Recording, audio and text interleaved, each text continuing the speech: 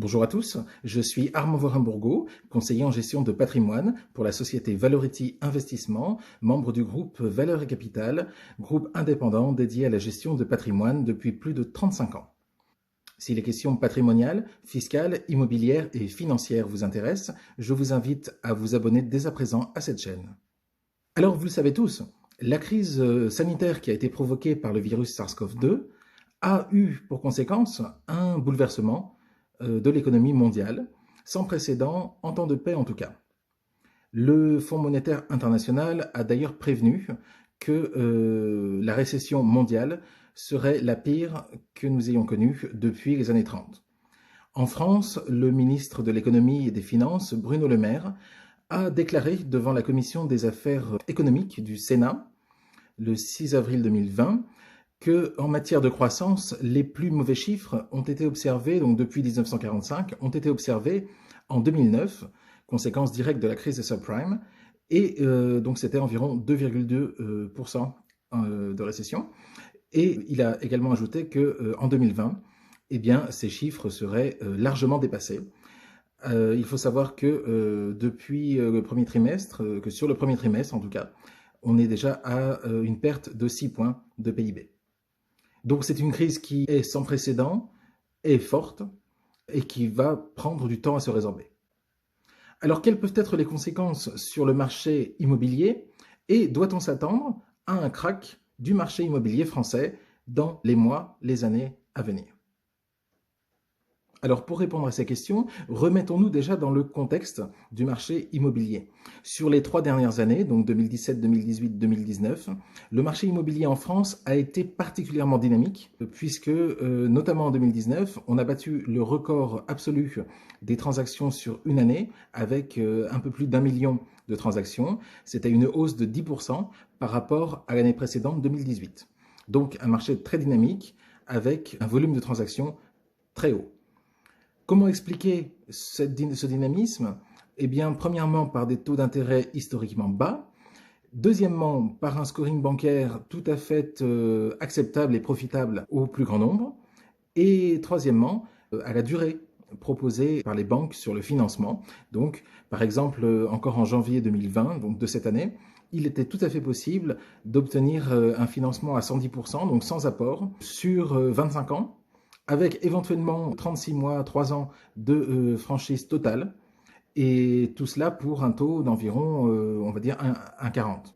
Alors déjà, fin 2019, en décembre 2019, les autorités ont demandé aux banques de revoir leur scoring bancaire et de limiter le taux d'endettement facial, donc je dis bien facial, pas différentiel, le taux d'endettement facial à 33%, et d'autre part de limiter la durée de leur crédit, donc à 240 mois, soit 20 ans.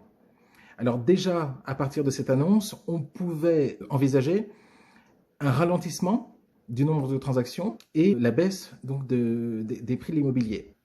Alors il faut savoir aussi que bien avant la crise du Covid-19, il y avait d'autres facteurs, d'autres indicateurs qui laissaient à penser que le prix de l'immobilier allait baisser, que finalement on était dans une bulle immobilière qui allait se dégonfler, et bien tout simplement par des prévisions de croissance qui étaient déjà assez faibles, voire des prévisions de récession. Qui dit récession dit chômage, et qui dit chômage dit évidemment moins d'acquéreurs potentiels. Alors, c'était un petit peu contrebalancé par les taux d'intérêt, et donc c'était contrebalancé finalement par le fait que les banques centrales eh bien, faisaient marcher la planche à billets, et à des niveaux d'ailleurs absolument pharaoniques, et d'aucuns disaient irresponsables. Marc Touati, qui est président et fondateur du cabinet de conseil économique et financier ACDFI, avait lui prédit pour l'horizon donc 2023-2024 eh bien une baisse des prix de l'immobilier de 15 à 20%. Mais alors, quid de la crise sanitaire actuelle? Que peut-on déduire justement de cette baisse des prix de l'immobilier? Alors, il faut savoir que le prix de l'immobilier dépend principalement de 4 facteurs qui sont tous liés entre eux. Le premier de ces facteurs, évidemment, c'est, comme dans toute économie de marché, la loi de l'offre et de la demande. Plus la demande est grande, moins l'offre est importante et plus les prix augmentent. Donc, c'est la loi de la rareté. Et c'est un petit peu ce qui se passait. Donc en 2017, 2018, 2019, on était vraiment sur un marché de vendeurs. Par exemple, je crois que c'était en 2018, il y avait 1,5 acquéreurs pour un seul bien. Donc c'était vraiment les vendeurs qui faisaient la loi sur le marché. Donc les prix avaient tendance effectivement à augmenter. Alors deuxièmement, évidemment, pour que la demande soit haute, il faut que les acteurs, les acquéreurs, soient en capacité d'acquérir. Donc pour qu'ils soient en capacité d'acquérir, il faut qu'ils puissent être financés. Et pour être finançables, en tout cas, il ne faut pas qu'ils soient, il faut qu'ils aient un travail, et donc il ne faut pas qu'ils soient au chômage. Or, évidemment, plus il y a de chômage et moins il y a d'acquéreurs, donc moins la demande est forte. Alors qu'est-ce que l'on constate actuellement? Eh bien, on constate que le nombre de chômeurs a évolué positivement, enfin positivement, a évolué de 7% sur le mois de mars. Donc, évidemment, qui dit chômage dit moins d'acquéreurs. Alors, le troisième facteur, évidemment, ce sont les banques. Et sur ces 3 dernières années, comme je vous l'ai dit, les taux étaient historiquement bas et le scoring était tout à fait acceptable. Alors après, dans le contexte actuel, est-ce que les taux vont remonter? Malheureusement, oui. Pour l'instant, c'est ce que nous constatons, puisque je vous parlais d'un financement sur 25 ans à 110%, avec 36 mois de franchise à environ 1,40. Aujourd'hui, on est sur 20 ans, à 100% sur 20 ans, et on est à 1,80. Donc oui, les taux ont déjà augmenté. Et le quatrième facteur, donc, pour que le taux reste bas, il faut que les banques empruntent elles-mêmes à des taux bas. Et là, en revanche, est-ce que c'est un facteur qui va aujourd'hui changer? Je ne pense pas. Il est assez inconcevable que pour sortir de cette crise économique, pour sortir de cette crise, eh bien, les banques centrales remontent leur taux d'intérêt. Voilà, ce serait assez contre-productif, en tout cas, pour relancer quelconque économie. Alors, est-ce que le marché va s'effondrer? Non.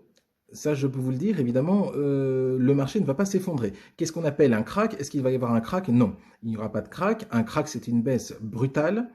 Alors, on pourrait dire que en 3 mois, on pourrait perdre 30%, 20%. Voilà, il n'y aura pas ça. Il n'y aura pas de crack immobilier. L'immobilier est toujours une valeur refuge, à savoir qu'on n'est pas aujourd'hui dans des situations comme les subprimes aux États-Unis ou comme en Espagne il y a quelques années où il y avait eu beaucoup trop de logements qui avaient été construits et en même temps la crise économique qui était passée par là. Nous, en France, on reste dans des valeurs qui ne sont pas si volatiles, donc il n'y aura pas de crack à proprement parler. Maintenant, est-ce qu'il va y avoir une baisse des prix de l'immobilier? Alors, reprenons nos facteurs. Donc, premier facteur, est-ce que la demande va être toujours supérieure à l'offre? Je ne pense pas. Premièrement, puisque on va avoir moins d'acquéreurs, puisque plus de chômage, mais également, qu'est-ce que l'on va avoir? On va avoir également sans doute un peu plus de vendeurs, puisque certains vont devoir vendre leurs biens immobiliers ou leurs investissements immobiliers afin de retrouver de la liquidité. Donc, qui dit plus d'offres et moins de demandes, évidemment, on va être sur un marché baissier. Deuxième facteur, donc la croissance. La croissance, nous l'avons vu, ce ne sera pas une surprise à la fin de l'année. On est en récession, donc il va y avoir du chômage, donc beaucoup moins de personnes finançables, que ce soit pour de la résidence principale ou pour de l'investissement immobilier. Donc voilà, et donc c'est lié, évidemment, le nombre d'acquéreurs va chuter. Troisièmement, les taux d'intérêt sur les crédits immobiliers, malheureusement, ils sont en train de monter. Voilà. Alors, est-ce que ça va se poursuivre? Est-ce que ça va doubler? Malheureusement, ça, je n'ai pas, à l'heure actuelle, les clés pour vous le dire. C'est quelque chose qui ne peut pas, pour l'instant, se prévoir. Je pense, en revanche, que on peut tabler, oui, sur au moins, sur 20 ans, disons, que l'on va pouvoir tabler actuellement sur 2%. Voilà, dans quelques mois, en sachant que 25 ans, justement, c'est très très rare. Quelques banques le font, mais c'est devenu assez marginal, en tout cas sur de l'investissement. Et puis, le quatrième facteur, donc, comme je vous le disais, eh bien, les banques centrales, oui, je pense qu'elles vont continuer à faire marcher la planche à billets comme elles le faisaient depuis quelques années. Donc, c'est un facteur, en tout cas, qui devrait atténuer la baisse de l'immobilier, la baisse des prix de l'immobilier. Alors, est-ce que c'est le moment d'acheter? Est-ce que c'est le moment de vendre? Est-ce que c'est le moment d'investir? Alors, il faut faire une distinction. Si vous aviez projeté d'investir dans l'ancien ou d'acheter dans l'ancien pour en faire votre résidence principale, je pense que l'ancien va baisser, comme je vous l'ai démontré auparavant. Donc, je vous conseille d'attendre entre 3 et 6 mois pour tester le marché, pour voir aussi, pour faire, si vous voulez, un petit peu le ratio entre la baisse des prix et la hausse éventuelle des taux. Donc, voilà, dans un horizon de 3 à 6 mois sur de l'ancien, paraît tout à fait sage pour prendre une décision. Alors maintenant, si votre projet concerne le neuf, là en revanche, je pense que si vous le pouvez, eh bien, c'est le moment d'acheter. Puisque, à contrario de l'offre qui va augmenter dans l'ancien, eh bien, l'offre ne va pas augmenter dans le neuf, en tout cas à un horizon court-moyen terme. L'offre va stagner et voire se réduire, puisque nous savons maintenant la crise sanitaire a entraîné des retards de chantier, a entraîné des surcoûts, va entraîner des surcoûts. Et donc, le prix de l'immobilier dans le neuf ne va pas baisser. Il peut en revanche augmenter. Si c'est un investissement que vous souhaitez faire, notamment pour la défiscalisation, alors à savoir que cette crise coûte extrêmement cher à l'État. À titre d'exemple, 24 milliards d'euros par mois de chômage partiel, ce qui est un chiffre énorme. Donc il faut savoir que si c'est dans le neuf et que vous souhaitiez bénéficier des avantages fiscaux comme la loi Pinel ou la loi Censi-Bouvard, eh bien peut-être que c'est le moment justement d'investir, c'est le moment de réserver, de signer, enfin d'acter en tout cas ces avantages fiscaux qui pourraient ne pas durer. Alors pour continuer sur les avantages fiscaux, si vous souhaitiez investir dans la loi Malraux ou dans la loi Monument historique, eh bien, je vous conseille également de le faire assez rapidement. Si vous pouvez être financé à l'heure actuelle, les taux ne sont pas encore trop hauts et l'offre ne s'est pas encore raréfiée suffisamment. Alors, si je devais investir à titre personnel actuellement, je me servirais du dispositif LMNP amortissement, mais dans le neuf, c'est-à-dire dans une résidence de service. Alors attention, pas n'importe quelle résidence de service, parce que si évidemment on investit dans une résidence de tourisme, eh bien, on a vu ce que cela pouvait donner. Je ne conseille pas particulièrement non plus l'investissement en EHPAD. Il y a beaucoup d'EHPAD. Peut-être qu'il va y avoir beaucoup moins de demandes également. En tout cas, la demande va se raréfier. Alors, j'investirai plutôt dans une résidence étudiante, puisqu'il faut savoir que peu importe finalement les crises économiques, eh bien, il y aura toujours, et toujours plus en tout cas, de demandes dans la résidence étudiante. Donc, ce n'est beaucoup moins aléatoire que n'importe quel autre investissement. À savoir aussi pourquoi dans une résidence étudiante, parce que ce sont des budgets qui vont être compris entre 75 environ et 120 000 euros. Donc ce ne sont pas des gros budgets, mais ça permet tout de même soit d'avoir des revenus complémentaires si on utilise le LMNP amortissable, soit de défiscaliser en utilisant le dispositif Censi-Bouvard. Il faut savoir aussi que puisque c'est un achat dans le neuf, donc c'est un dispositif et en résidence de service, donc c'est un dispositif spécial, il faut savoir que c'est un achat hors taxe. Donc on ne paye pas de TVA. À savoir que actuellement sur des résidences étudiantes, on est à environ entre 3,80 et 4,2% net donc de rentabilité pour le LMNP amortissable. Voilà donc, j'espère que j'ai été clair sur cette vidéo. Je voulais quand même rajouter en conclusion que si vous avez acheté ou investi il y a 2 ans ou l'année dernière ou cette année, dans un bien immobilier, bien, ne vous inquiétez pas, même si une baisse de l'immobilier est extrêmement probable, les prix remonteront, quoi qu'il en soit, donc vous ne perdrez pas votre capital, votre investissement, même s'il faut attendre 4, 5 ans, peut-être 6 ans, mais de toute façon, le prix le prix de l'immobilier reviendra à son seuil avant la crise du Covid-19. Non seulement vous ne serez pas perdant, mais également vous pourrez escompter faire une plus-value sur votre investissement. Alors si vous avez des questions, n'hésitez pas à me les adresser en commentaire.